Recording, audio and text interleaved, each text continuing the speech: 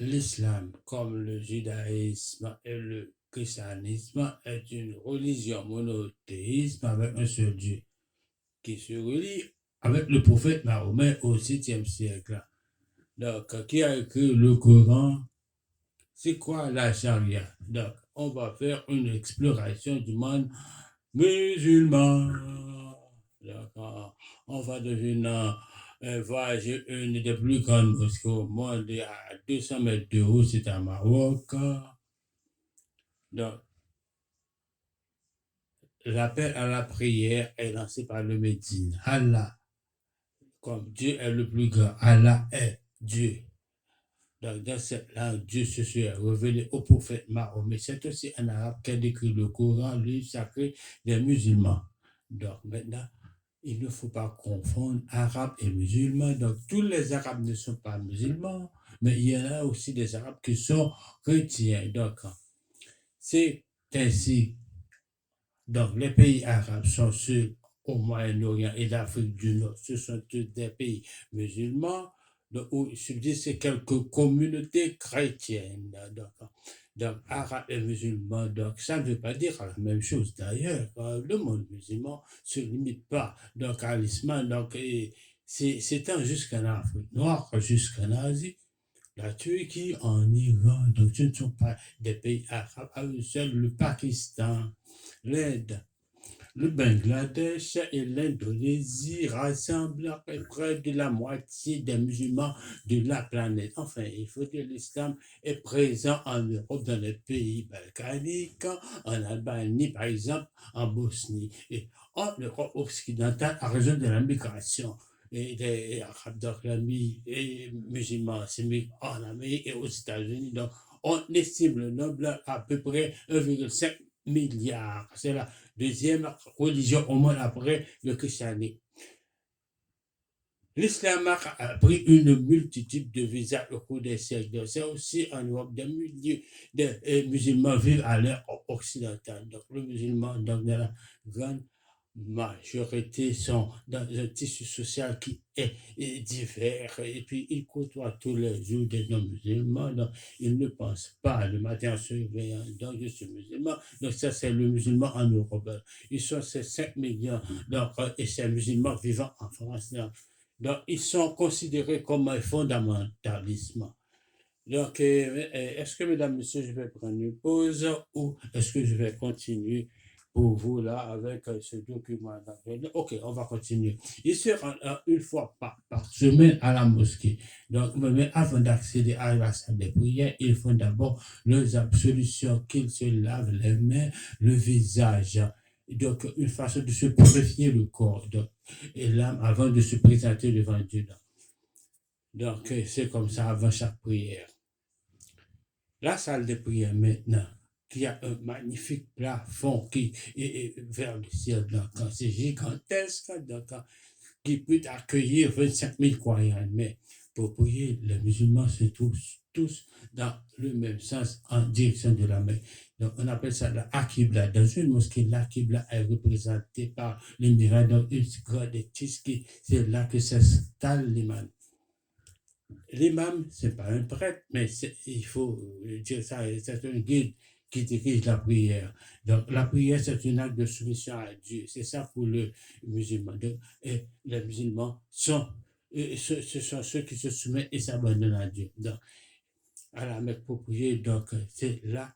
Tout a commencé donc, pour les musulmans. Absolument, oui, ça a commencé au 6e siècle. À cette époque, les deux grandes religions monothéistes, le judaïsme et le christianisme, existaient depuis belle lurette. L'Europe toute entière s'était déjà convertie en christianisme. Des communautés juives et christianisme et musulmans donc, dans cette région, surtout peuplées de tribus et qui sont des nomades qui venaient de plusieurs. Et la Mecque, écoutez, c'est déjà un centre religieux important pour les nomades. Et ils se sont rencontrés pour représenter et par des statues placées et au centre de la ville, la Kaaba. Donc, c'est dans ce univers que le Mahomet va le jour au 570.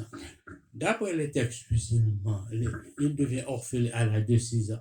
Son oncle l'élève, donc il épouse Madidia. Donc, il dirigeait une entreprise de caravanier. Donc, le caravanier, en 610, alors une quarantaine d'années, il aurait eu la révélation, une révélation qui est apportée par l'ange Gabriel, Jibril en arabe.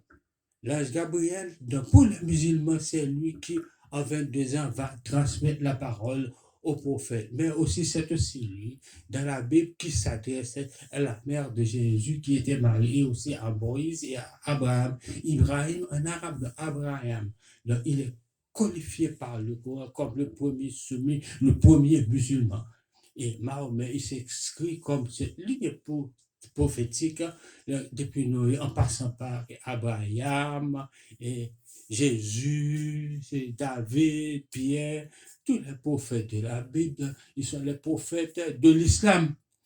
Pour les musulmans, Jésus est bien le fils de la Vierge Marie, mais aussi il n'est pas le fils de Dieu. L'incarnation de Dieu, d'ailleurs, il est considéré comme juif et chrétien, on va interpréter la parole divine et même le falsifier. Donc, le dernier des prophètes, Mahomet, était confié pour rétablir. Tous les prophètes se sont rétablis, même si la tradition musulmane le déconseille ces représentations. Donc, dans une mosquée, on prie, on récite le Coran, le livre sacré de l'islam.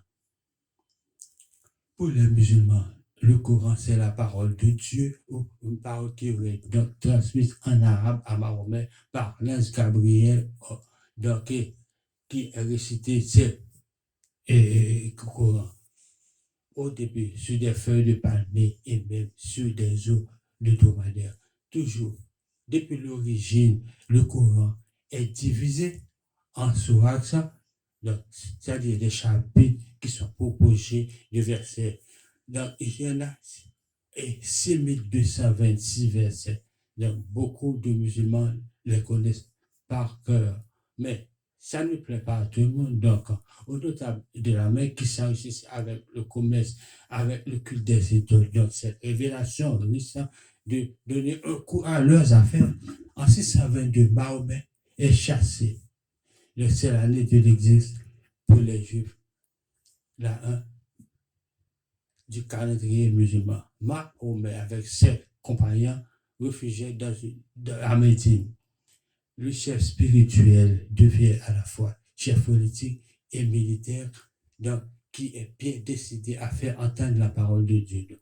Donc, à la tête d'une armée de 10 000 hommes, Mahomet marche sur la Mecque.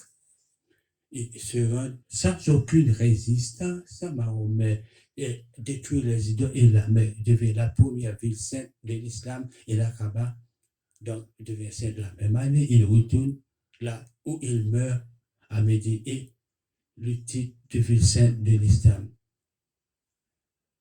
Après la mort de Mahomet, qui a succédé Mahomet? Absolument, il faut savoir, il y a un successeur. Donc, Kali, c'était le successeur. Donc, c'est un concurrent. À la mort du prophète, le territoire musulman s'étend sur les zones vertes de l'Akkad, mais après les 4 premiers califats, ce territoire englobe la totalité de la péninsule arabique et ainsi que l'ancienne Perse.